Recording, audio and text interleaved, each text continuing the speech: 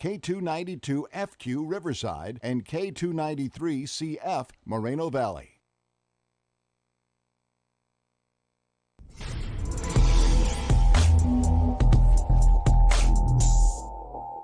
Welcome to the Fire Up Connect Radio Talk Show. I'm your host, James Flutores, but you can call me Fu.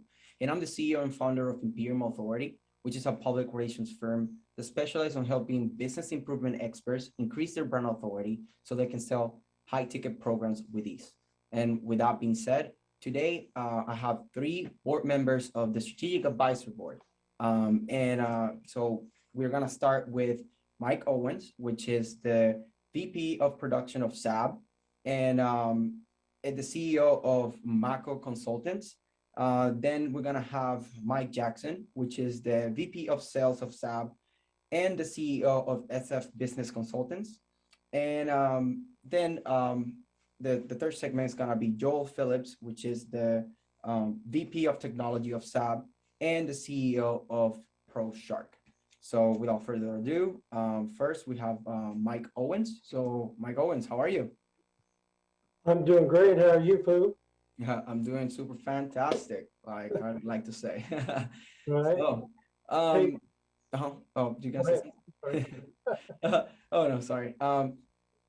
Just so so the audience can get to know you, like who they're talking to or who they're listening to, right? Just give me a quick introduction about yourself and what do you do in SAP and in your own business, so we get to know you. And then you're like, just the floor is yours. Well, sure. Well, first of all, Fu, I just want to say thanks for having me on this platform. It's a great honor being on here, and I've heard a lot of great things about you and your business. So I'm just pleased to be here. So for a quick intro, I'm just going to keep it real simple. Again, as you mentioned, I'm a VP of production for SAB and also the founder and CEO of Mako Consulting. And I think my past experiences in business really has led me to this point in my career where it has been very much rewarding and instrumental in supporting and helping businesses reach their potential. So it's, in Mako Consulting, I do the same thing as we do in SAB. We just go out there and we try to find the gaps in small to medium-sized businesses and try to, where we can help them reach their potential and make them better. So that's about it. So. Great. Short and sweet, to the point. Thank you for sharing that. So we get a little bit of background, right? Like the audience can understand where these tips now that I'm going to ask for are coming from. So my next question is, do you have, given your expertise, do you have actionable tips that you can give to business owners that might be listening to this that they can apply right now? Yes, I think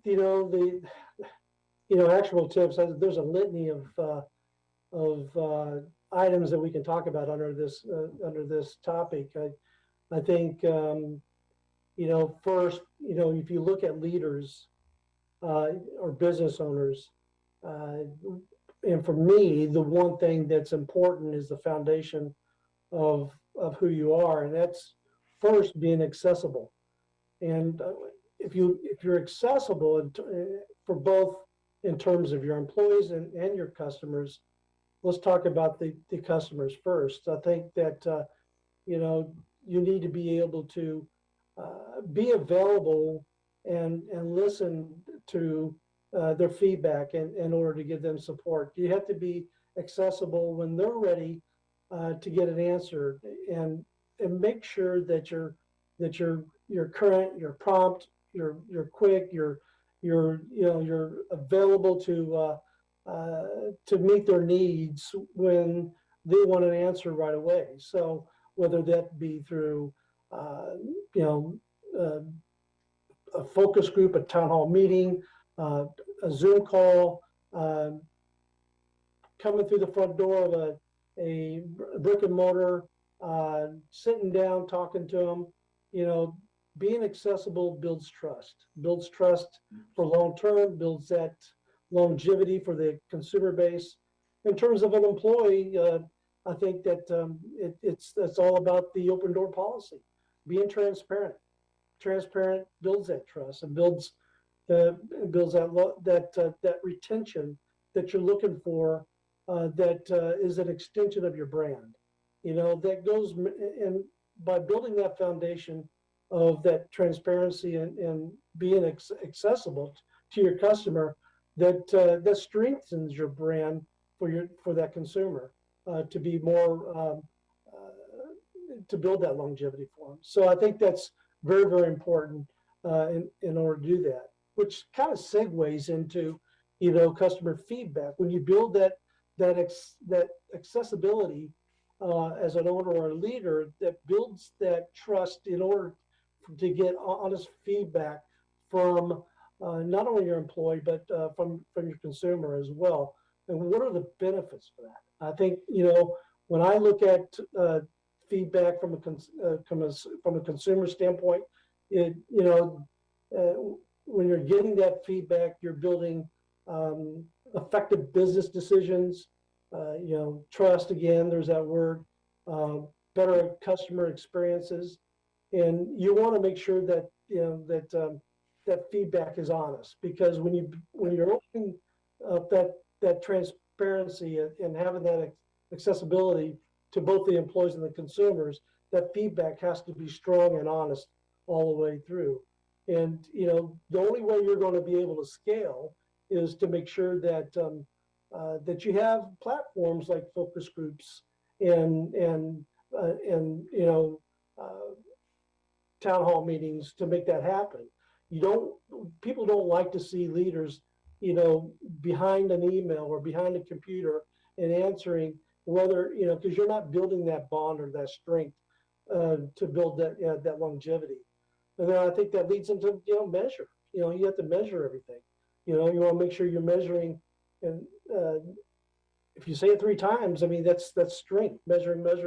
So, but yeah, I think that's important. If you're measuring, time allocation for productivity for your employees, or reading a P&L on a weekly basis to make sure that you're on top of all the details or the marketing behaviors that you have. I think this all kind of correlates together in order to scale. So I think the tips are, first, be accessible, get honest feedback, and measure those results. And I think in a way that's building culture, right? You're building culture not only for your business through your employees, but you're building culture that your customer base can wrap their arms around. I think culture is not built on paper; it's built on by engaging, and so those tips, I think they're important. Yes, we can talk about all types of tips in business, but that foundation of being honest and being accessible creates the strength of your feedback that you're getting both from your employees and both from your customers in order to enhance that brand while you're measuring those results. Definitely. Just to kind of unpack the things that I got from there is that accessibility is super important, and I completely agree with that. And that's one reason that I usually, with most people, I am on like instant messaging basis, because I'm not a huge fan of email. I think email is cool. It's cool, it's good, it's necessary, but it's not really accessibility, right? Like when you want to be accessible, you want to be able to like message directly and be kind of informal in a way, right? And be able. So that's why I like Slack. And one thing that SAP does very great is like having that community and being accessible, that everybody's just in that platform, and you can just one message away. So I completely agree with the accessibility being something big. And then like another major point that you emphasized was feedback. And I completely agree with that, because you have to listen to both your customers and like your employees and everybody, inside and outside of the business to be able to understand like how to get better, or how to like eliminate some stuff or add some stuff. And then with that feedback, like you said, like in accessibility and everything, that's how you create culture, right? Like, because culture is all about like how do you go to about communicating, how do you go about reacting to situations, and how do you go to taking the feedback and applying it to making better improvements and all that. So completely agree with with that, those 3 points of like, being accessible, listen to your feedback, and like combine everything to like create a good culture. So yeah, definitely. That was some great points. So my last question is, so in regards to public awareness, what has been the most effective strategies that you have been using in the last 3 to 6 months in your business, or in both businesses, let's say SAB and your other business? Well, other than appearing professional, I'm joking. I think public awareness can have many conduits, many arms, many paths to as a result for the meaningful outcome of your company. And not to take away from um, anything away from other means like awareness from like social media or email campaigns or print. Uh, I think you need to root your businesses or your business's DNA deep, right? By engaging with warm bodies has a meaningful connection in order to yield results. And for me, but not using, but not demeaning the social platforms or any of those type of other awarenesses or medias. For me, what I've done and what it means to bring public awareness to the forefront is to be involved in the community. Whether it be a charity or a fundraiser, that's big, on my platform. Because what it does, it helps me uh, extend my networking. And again, we talk about what we talked on the first question. It's all about, and you continue to water your information on these alliances. One day, you're going to um, uh, get a result that you're looking for. So it's important that uh, that being in front of somebody and using this means of community, be involved in the community, and expanding your network is really helped me expand my business, uh, connecting with other business owners for SAB, uh, making bringing that SAB brand out into the business world where they never would have recognized it in any other way. Yes, I think that's old school, and it's a little bit a sloth type of mentality, but it works. But I think you can marry the two types of public awareness with social media and get fast results as well. I think it's more of a long-term perspective, and in terms of being rooted deep, whereas getting the fast results is more shotgun, I think, in my book. So yeah, that's helped me personally be a little bit more effective. That's just maybe because I'm not a tech guy. I know just enough to be dangerous, and I use the piggyback off the strengths of other people in order to make that happen. But I'm old school, so Which is smart. it's helped me. It's So smart. Yeah. So yeah, thank you for kind of like, saying what are you doing for your public awareness. And it seems like you like when you say warm bodies, you want to be like in person and everything, and then leverage, the social media too, especially when with other people's expertise, to get yourself out there in SAB and your business. So thank you for sharing all that. That was great. thank you, Philip. I really appreciate you having me on. Thank you. So yeah, I'll see you around in SAB. And now, so we're going to commercials, and next we're gonna have Mike Jackson, which is the VP of Sales of SAB and the CEO of SF Business Consultants. So we'll be right back. Hi, this is Steve Matley. As a construction professional, I know the importance of selecting the right contractor for the job. Power Solar employs only professional installers. Power Solar will provide a knowledgeable consultant to help analyze your current electric bill, identify site placement, and correct solar technology for your home. Contact KCAA Producer at gmail.com for a free financial savings proposal with no obligation, or call 951-551-1350 and ask for Ken.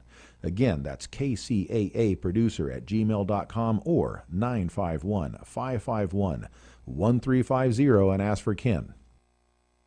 I love how New School is able to help me greatly with my career. Because they actually have experience working in the field.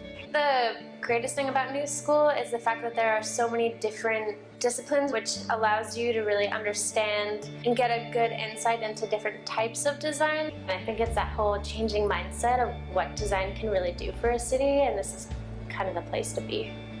This environment cultivates creative thinking.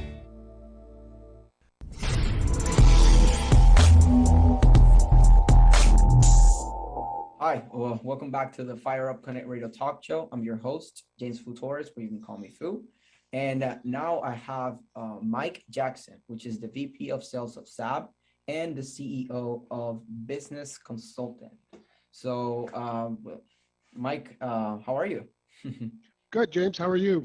We're good, feeling good and ready to get some knowledge and some stuff, some good stuff from you. So, first, let's get you to introduce yourself and tell us like what you do in SAB and what do you do also in your own company, and so people get a feeling of who you are, and then we'll take it from there. Okay, thanks, and thank you for having me on. We just talked last week and had a good conversation. I think last Thursday or something. But so my name is Michael Jackson. I go by Mike just because it's just easier. Yeah, exactly. As Fu said, I'm the CEO and founder of SF Business Consulting, but I'm also the VP of sales for the Strategic Advisor Board. In my personal business, SF Business Consulting, I primarily work with Department of Defense and their executive leaders in the medical field. So. Nice. Thanks for giving us the introduction, so we get a feeling of who is the person that is gonna give us some knowledge, right? Some actionable tips. So with that being said, that goes to my next question. Giving you expertise is something that you think is like really valuable that you would like to share and that will be actionable, so people can take action on it. So if you can give us one or multiple tips or advice that could be actionable for business owners to do right now, that would be amazing. Okay, thanks. I'll talk about leadership because I think in every aspect of business, leadership is important. Whether your company provides a service or a product or whatever, to be successful, you have to have leadership. I learned leadership in the Army, let's just say a long time ago. And the Army's definition of leadership, I really like it. It's the process of influencing people by providing purpose, direction, and motivation. And I use that all the time. I mean, every leader uses that, whether they know they're using it or not, whether they're working on a project or helping a person with something or whatever, but it happens all the time. I also think in order to be a good leader, you need to be a good person. And I really believe in the golden rule. You treat people how you want to be treated. And that makes you a good person, but it makes you a better leader. I think everybody at some point in time has worked for a boss or a company that just had somebody who was not fun to work with. And if you're not having fun at work, you're not going to maximize your effort and work your hardest, so to speak. So I think those things are important. But as a leader, CEO, business owner, talent management is one of the best ways you can focus leadership. Getting the right person in the right job. They need to be happy every day they show up to work because they're going to be more productive that way. So picking those correct people for those correct jobs is key. A key piece of leadership, I think. And also providing a good working environment. Again, everybody's worked for a bad boss. Nobody wants to work there. Everybody leaves as soon as possible. I'm not saying you have to stay around and hang around at work hours after you're supposed to. I'm just saying while they're at work, they need to have buy-in to the company. If the employees have buy-in to the company because you've provided that good purpose, direction, and motivation for them, then they're going to be more apt to put hard effort and hard work into their daily lives. But the same thing can also be said for whatever customer you service. Again, whether it's a service or a product, if the customer feels like they have buy-in to your business, you just have earned a long-time customer, which is everybody's goal. Same thing with a long-time employee. I think those are really good actionable tips. Yeah. Definitely. That was pretty great because leadership is something that it gets talked a lot, but at the same time, it's on a shallow way, I would say. Like, it's like people are like, leadership is so important, but they don't actually like have things to foment or like to really cultivate like the leadership within the company and create more leaders and all that. Like, that's something that a lot of people like kind of like talk about it, but I feel like it doesn't get done the right way. So that's why like I really like the way that you like compare it with like being in the military and how you took that like structure and leadership from there and kind of applied it now to your business. And that's something that it's important that everybody has had a bad boss, so it's good to okay, what would have liked to see on that leader that I was missing, so that way like I can be a better leader. So yeah, thanks for sharing that. And then so my last question will be so in regards to public awareness, what has been the strategy or strategies that you have been the most effective in the last 3 to 6 months for your personal brand, your business, and also like SAP? And I kind of touched on it a little earlier. Being a good leader is also being a good person. If you're a good boss, a good person, it's easier to do the right things in bad situations because everybody has a bad day. So just looking forward to the whole glass half full, glass half empty kind of philosophy. Look on the positive things. If you have that air about you for your business that's fun and that's open, you listen to your employees, just because you're in charge doesn't make you a good leader. It makes you a leader but not a good leader. And you made a comment, when you're working for those bad leaders, it's easy to pick out, I wish I didn't do, one of these days when I'm in charge of something, I'm not going to do that. Or I work for a good leader over here, and I'm going to make sure I follow in those footsteps and do that. So getting a good role model is a great way for an up-and-coming person to be in charge of something, whether they're in charge of a little section in a company or it's their own company. I think those are very key traits. But paying attention, looking at what's going on around you, nobody shows up and is just a good leader. I mean, you remember as well as I do, when we were in the military, sometimes you have to do unfun stuff, but it's not for the individual satisfaction of getting it done. It's for the greater purpose. And by watching other people in other sections doing their job, even if it's a completely different job than you're doing in your section of your business, you may learn something by watching somebody be more efficient at whatever. I mean, I'm not a technology guy. I have to pay a lot of attention to technology to stay up on it. So I'm always trying to make myself better at stuff like that.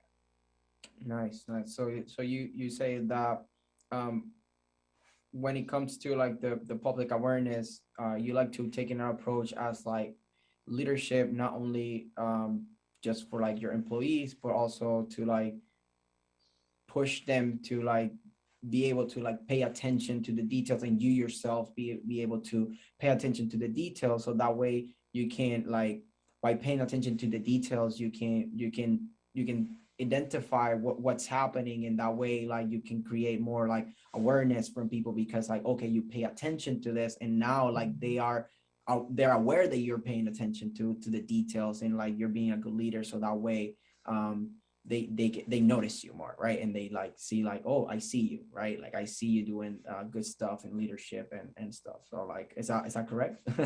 Absolutely. And in along those lines, when you have buy-in with your employees to make them better employees by also making them better people, you're making everything better around you. You're making the community better around you. Uh, I've been in organizations where they suggest highly that you do some kind of community event, you know, whether it's picking up trash in a park or something like that, by fostering that. And maybe, you know, maybe say, hey, you know, first Wednesday of every week, we're going to take 3 hours out of the day, and I'm going to pay you guys, I pay the employees to, let's all go pick up some trash. But that also means you're out there picking up trash with them or whatever, showing them that, you know, there's not this delineation between the leadership and the led. You are one of them. They are just like you. So yes. Yeah, and I agree. And another thing that I picked up from that is that when you are like, for example, you know, like, okay, let's go to the community to pick up some trash, and it's like it's not like you go because I tell you I'm the boss. It's more like, let's go all together, and that's the way that it's like, you know, we're together in here, and now like, you know, we're helping the community and everything. That's that way. It's like, you know, we're all in this together type stuff. So I really like that. And you know, thank you for sharing all that, and doing a lot of emphasis in being a leader, but also, you know, being part of the action, not just kind of from a side, you know, from afar. So thank you. I really appreciated that. Thanks. I really appreciate you having me on again. I mean, twice in 2 weeks is a pleasure to talk to you. I'm glad that you like it. I actually I also enjoy talking to you, so that's great. Yeah. So Well, you have a yeah. great night. Thanks, Yeah, James. you too. And so next, we're gonna go to commercials now. But next, we're gonna have Joel Phillips, which is the VP of Technology of SAB and the CEO of ProShark. So we'll be right back. Hi, this is Steve Matley. As a construction professional, I know the importance of selecting the right contractor for the job. Power Solar employs only professional installers. Power Solar will provide a knowledgeable consultant to help analyze your current electric bill, identify site placement, and correct solar technology for your home. Contact KCAA Producer at gmail.com for a free financial savings proposal with no obligation, or call 951-551-1350 and ask for Ken. Again, that's KCAA Producer at gmail.com or 951-551-1350 and ask for Ken.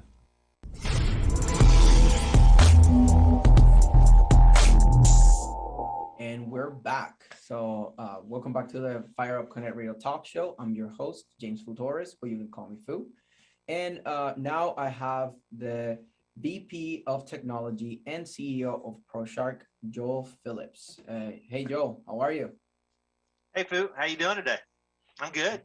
I'm glad that they're good. I'm good too. I'm feeling good, and you know, feeling hopeful that we're gonna have some good knowledge coming from you. You know, technology, hot topic right now, right? Like all these things. So I can't wait from hearing from you. But first, like, I know you, but the audience doesn't know you. So if you can quickly introduce yourself and say like what you do for the Strategic Advisory Board, and also for your own company, ProShark. Sure, happy to. So you said we're going to have some good content. So that means we're going to have a guest speaker other than me. Good. Oh my No, God. I appreciate it. My name is Joel Phillips. I am the VP of Technology at the Strategic Advisor Board. That means that I handle pretty much everything that there is to do with technology, website, functionality, automation, systems, etc. ProShark is a digital marketing agency. It's also a SaaS development agency, software as a service, where we're developing a marketing platform. But from a digital marketing perspective, we handle pretty much everything to do with a digital footprint. That's everything from websites, system automation. You've got all of your campaigns, your emailing, any digital channel. So really everything to do with your digital footprint. Awesome. And that's one reason that I really like what you do and what we've been connecting so much is because like having the digital footprint and then having PR, which is mainly digital nowadays, right? So Right. that's why like we talk a lot because we have a lot of similarities and stuff. And we'll talk a lot more because like my website is coming up very soon. So you know It that I'm is. excited for that. Yeah, and it's looking really good. So the yeah, and I'm sorry, you've got questions for me, but I mean, It's one fine. thing that I wanted to start off with is people don't realize the importance of digital footprint, especially since the pandemic and everybody was sent home and everybody started doing business from their homes and their remote offices and stuff. It's become such a huge, I mean, even before it was big, but now it's just the majority of the marketplace. A lot of companies are staying remote because they find that there's a lot more productivity at home. A lot of companies are focusing all of their efforts online because they see that it's a much more efficient channel, even if it's become a much noisier channel. So, Definitely. And that's, you know, it's okay if like you want to set the tone for something, feel free because that was super important. It's super relevant right now. So thanks you for doing that. And I think it's a great segue too for like the question of like, you know, giving your expertise, like and the things that you were just talking about, you know, what are some tips or some advice that you would like to give business owners that they can take action on right now, especially, you know, with all these privacy things and that are happening. So just right. enlighten us with some of that knowledge that you have. Well, I don't know about enlightened, but what I will say is this. So, with the change in the way business is being done, a lot of things are happening in the back end that a lot of people don't see. One is, let's look at the way, we'll use the G word, Google. Let's look at the way that they're handling websites and ranking. The number of websites that have come online is just overwhelming. And so how do people ask, well, what does Google do to rank me number one on their search engine if somebody searches for a term? Used to be you put in a keyword and that would get you to the top of the ranking for that keyword. Then it, give me a phrase and that would get you to the top of the ranking for the phrase. Now it's changed where they are no longer ranking just on keyword, they're ranking on relevance. And what relevance means is that they're taking your website, they're taking the content of your website, they're comparing it to the visitors that visit your website, they're comparing it to the competitors. Their algorithms have become so complex that nobody, including themselves, is able to keep up with it. This last year, within the last 12 months, they've had 3 major updates to their algorithms. And part of that, and without getting off into the weeds, I don't want to get off into the weeds, but part of that has to do with the privacy changes that we were talking about. And it has to do with the ability for just everyday business guide to get their site ranked or even relevant on Google. So I don't want to say tips and tricks. It's understanding that the digital landscape is changing and that the way that to get noticed, to get above the noise is different than it used to be. So one actionable tip is to go through your website. Make sure that it's clean, contemporary. Make sure that it's focused from a content perspective. Make sure that it's got relevant information for your industry and for the industries that you want to specialize in. That'd be one tip. The second is your digital footprint. Your online perception is everything now. It used to be that people would search for your business, you do advertising, and this plays really well into the public awareness question. So we'll get into that because I know that's a really important topic, and it's one that I enjoy discussing with you. But the digital footprint that a company has, there's so much information out there that people used to say, okay, let me go through the yellow pages, search for a company. Now you can't because there's so many companies out there that offer services. How do you find the right one? Reviews. You find it through warm referrals. You find it through searching and then researching a company because you have to eliminate some list of the company before you get to the ones that you are going to make a purchase decision with. So make sure that your digital footprint is cleaned up and ready to be presented to the world. And that includes all of your reviews, that includes public awareness, that includes every touch point that you have out in the marketplace. 5 to 7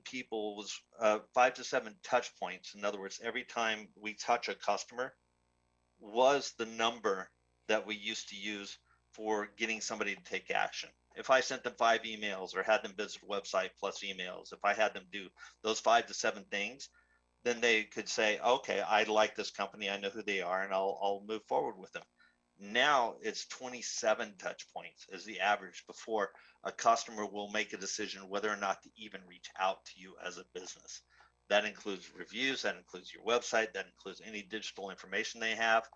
All of those things they'll take a look at before they even decide whether or not they want to do business with you. Awesome. Like that's something that I didn't know about, like, doing the not 27 touches now. I mean, it kind of, now that I think about it, it does make sense, because now people have to see you so many times because like social media and everything. So that's something that is very important, that you have to kind of be almost omnipresent like nowadays. You do. And public awareness, amazing. Public awareness plays a really big role in that touch point, because public awareness is how you go out and touch many people, but we'll get to that in a minute, I'm sure. Yes. And like just like kind of to like touch in that, like I guess it's just your tips and like public awareness, because you deal so much with that. It was kind of like so hand in hand. And I want to just kind of say this last thing, that is you to be omnipresent, like it's kind of like challenging, but at the same time, like thanks to technology, and then to also, if you can leverage press, and you can leverage, being like staying ahead of like Google, right? Like being able to have a website that loads fast, that has, that is contemporary, has all those stuff, combined with like, okay, like, is there also press talking about you, right? It's not like you're good at just getting yourself ranked higher, but also like there's other people talking about you. And like you say, like reviews are great, and a way to kind of have like a review from somebody that most people know and trust is by getting, into the publications and like podcast, TV, and stuff like that. So with that being said, we kind of segue into what the question of regarding to public awareness. What has been the strategy or the multiple strategies that you've been using in the last 3 to 6 months that you have identified to be the most effective ones, right? In this new, policy changes and privacy and all that stuff that's happening. So what have you identified? Well, okay, so that's actually a really good question, and it's actually a very complex question that I'll try and boil it down in just a few minutes. But the privacy changes, and let's just take one quick second and look at privacy changes. iOS came out with the privacy changes that means that certain types of advertising are now cut off to iOS phones. But a lot of people think that Apple, when they came out with these privacy changes, they were doing it to protect data. That's not the case at all. They're doing it to control the data, because now imagine this, third-party advertising went way down. Use of the Apple platform for advertising went way up when that happened. Well, guess what? Google's right on the tails, and they're doing the same thing by 2023. So that means that what businesses have to do to get seen, to get noticed, is they have to develop communities. And these communities are who they're going to interact with. They're the same thing as iOS. It's a community of people that interact with your company. And there's all of these communities that interact with each other. But again, I want to try and be really succinct on this. So when it comes to public awareness, getting known, getting seen, that's critical. I mean, that's getting seen across the broadest platforms that you can but it's critical that you do that, but it's also one part of it. So what we've focused on is we utilize services to get us seen on platforms, but we also have what we call PR or awareness campaigns behind that, where we take those publications that we get into, and we are now focusing on outbound channels, including email, including social media, because those pieces are evergreen for the most part, to where I can always refer back to them and they give me authority in the community. So yes, it's great to have that piece. It's a necessity in business, but then I have to be able to continue to communicate that, because making that broadcast wide is what's most important. So 100%. I hope that answers your question.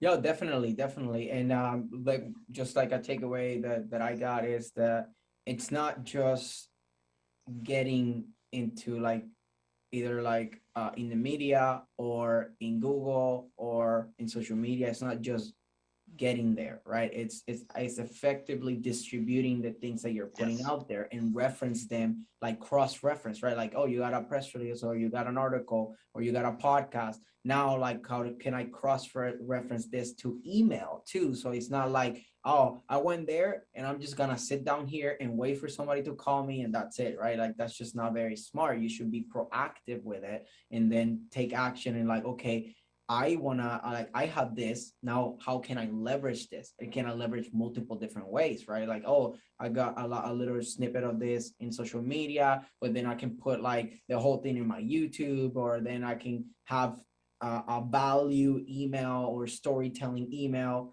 And then, oh, if you want to hear more about this topic, here's my recent podcast, here's my recent article, stuff like that. Or here's my recent post in LinkedIn that you were like just talking about this more in depth, and maybe you have like a LinkedIn article or something, right? Like there's all different ways that you can go about this, but the important is to try to be omnipresent and be and have purpose of like, okay, I'm not just putting it out there just to put it out there. I have the purpose initially in how am I gonna connect it with all the other things that I'm doing. So that's my takeaway. You're exactly right. And I'll just say one last thing, then I'll be done, is that by doing so, you have to add value to your clients. And this is one way to add value. How can I help my clients by broadcasting my information? And how can I give them value to the sense that they would want to call me as an authority figure and let me help them? So awesome. Yeah, definitely. That this was great. There's a lot, like I really like this segment. Like I'm all about technology and digital footprint, so that's why I like it so much. So thanks for sharing this. This is super valuable, and like we were just saying, you know, we're gonna practice what we preach, and you're gonna we are on LinkedIn. Well, and it's always great. I really appreciate you having me on. It's always great talking to you, Fu. So yeah, thanks for taking the time, and you know, we'll talk again very soon, most likely. I'm sure we will.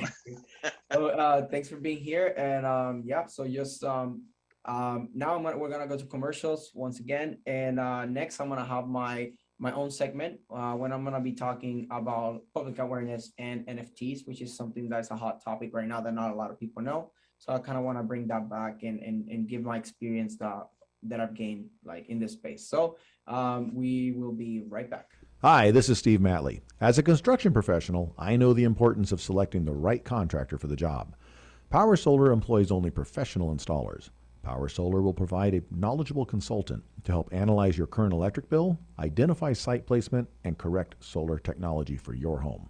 Contact KCAA producer at gmail.com for a free financial savings proposal with no obligation, or call 951-551-1350 and ask for Ken. Again, that's KCAA producer at gmail.com or 951-551-1350 and ask for Ken.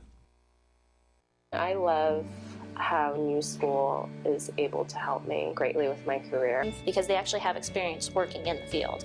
The greatest thing about New School is the fact that there are so many different disciplines, which allows you to really understand and get a good insight into different types of design. And I think it's that whole changing mindset of what design can really do for a city, and this is kind of the place to be.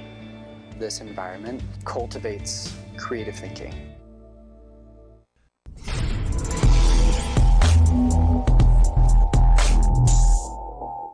Welcome back to the Fire Up Connect Radio Talk Show. I'm your host, James Torres, but you can call me Fu. And now I'm going to be talking about PR or PA, public awareness, and NFTs. First, I want to start on the topic of public awareness.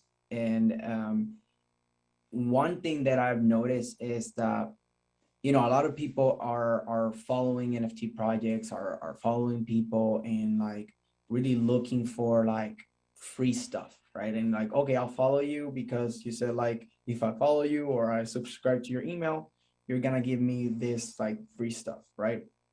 And that's cool to kind of, you know, lead magnet and like a hook to kind of attach people, but you got to make sure that that's not like most of your strategy, because I've seen in the NFT space and also in business how people want to make their lines so good so people come in that are like giving away uh just free stuff, but in a way that people are coming to you just for the free stuff and they really don't see the value of buying into your project or buying into your services. And that's something that I kind of want to emphasize because it's something that I am even learning myself. It's like, to be completely transparent, it's something that it's